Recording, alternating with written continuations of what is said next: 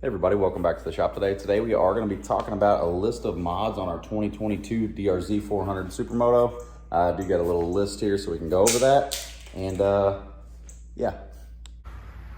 Okay, so one of the mods that really cleaned this bike up the most is this TST Industries Fender Eliminator Kit.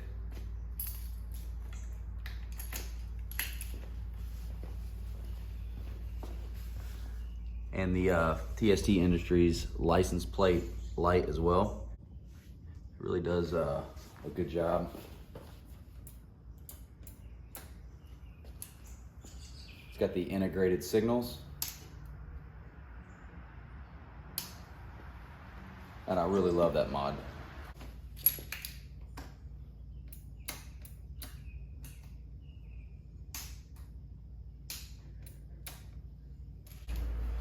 We also have the TST LED signals up front as well. And those things are super bright, really good visibility. They're like the pod or the blade style. I really like those, they look pretty clean. While we are on lighting, this is the factory. You guys hopefully saw the video of the KTM unit that was a big hunk of shit. Took that off, put the factory unit back on, but I do have an Auxito H4 LED bulb in here. It was only about 20 or 25 bucks. I don't know if this is gonna do it justice, but that bulb is super bright, especially at night. Yeah, that's easily one of my favorite things about the bike so far. It does have a Serbies front fender, just a little bit more aggressive with some fluting in there. A little bit shorter, doesn't look as bulky as the OEM unit, but I think it looks pretty good.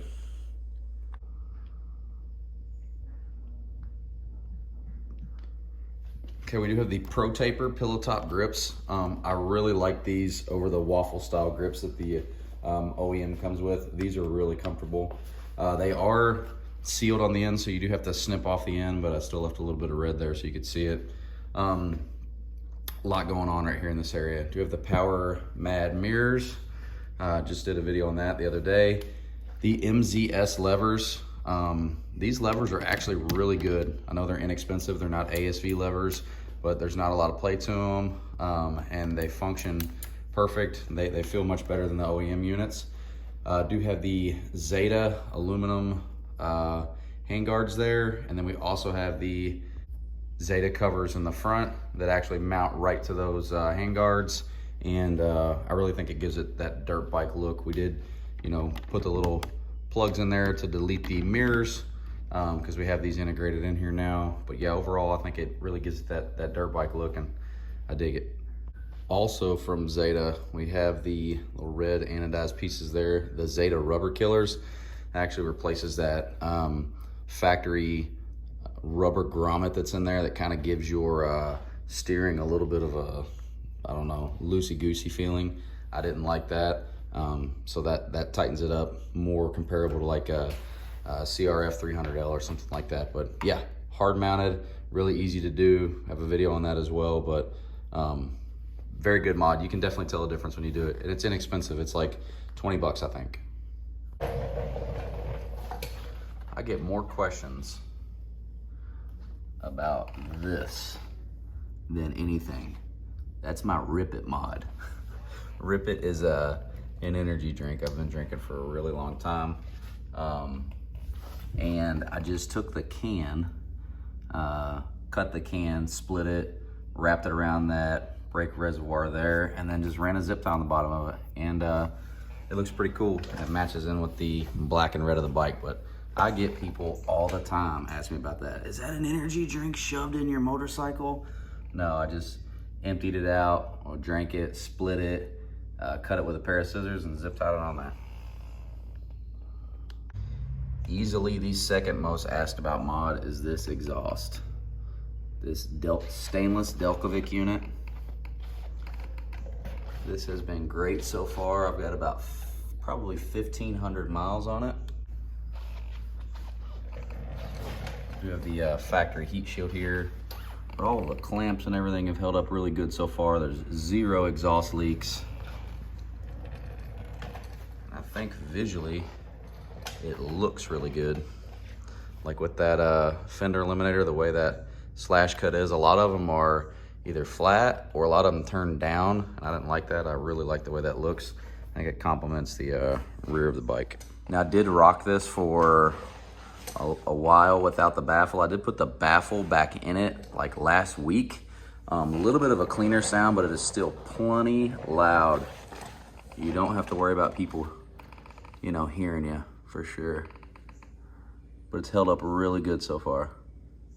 I'm not going to take the seat off, but we did do the 3x3 airbox mod where we opened up the airbox there for a little bit more airflow. That was really easy to do, video on that as well. So our carburetor there does have the JD jetting jet kit. I did do a YouTube video on that. Lots of good comments from you guys out there saying that it's one of the better ones out there. It's really up close and detail of the actual jetting process itself, not the removal and installation of the carburetor. There's lots of good YouTube videos out there on that, but I wanted a real up close video of the actual jetting process, and let me know if you guys have any questions about that. We did install wider foot pegs, and you wouldn't believe what a difference just a wider foot peg without that rubber in there does. I mean, it's awesome. It's like you're standing on, it's like running boards. Way better feeling and control of the bike. And easily probably one of my favorite mods is this Seat Concepts seat. Holy shit, what a difference this seat makes. I mean, this thing is extremely high quality. In my opinion, it looks badass. And for those of you that don't have much of a rear end like me, that is really super helpful. Now they do make a lower cut version. I just got the standard version because I'm 6'1", so I like the height, like 35-inch seat height. But I love this seat.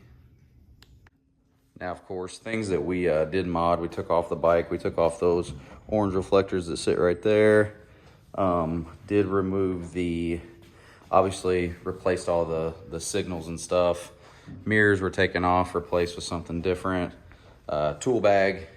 I did actually remove that tool bag and put two like push pins in there in its place, and that fender's tight. It's not loose at all. They make a bolt kit, but that was inexpensive stuff I already had laying around the garage, and it's clean. So took the tool kit off, did remove that chain guard cover that goes there to kind of open that swing arm up a little bit. But overall, I think it came out looking pretty cool. Now, what are we gonna do next to it? So next, I think I'm probably gonna do a gold DID chain. I'm probably definitely going to, these bars are really busy. A lot of shit going on up here. I got the GoPro mount for when we're riding. These are the clamps for those Zeta aluminum handguards. I think I'm gonna get rid of those because they actually make ones that go down and they mount. Actually, they mount right here. They bolt into here, and that takes that bracket off of the top of your bar. So I think I'm gonna be doing that soon as well. Probably do the, so this is your kickstand switch here. Probably gonna wire that in where you can, you know, if your kickstand's down, if you do a wheelie or something, your kickstand comes down and the bike could shut off. Or if you're jumping it or something off-road, which I'm not gonna be doing with this, but we'll probably do that mod as well.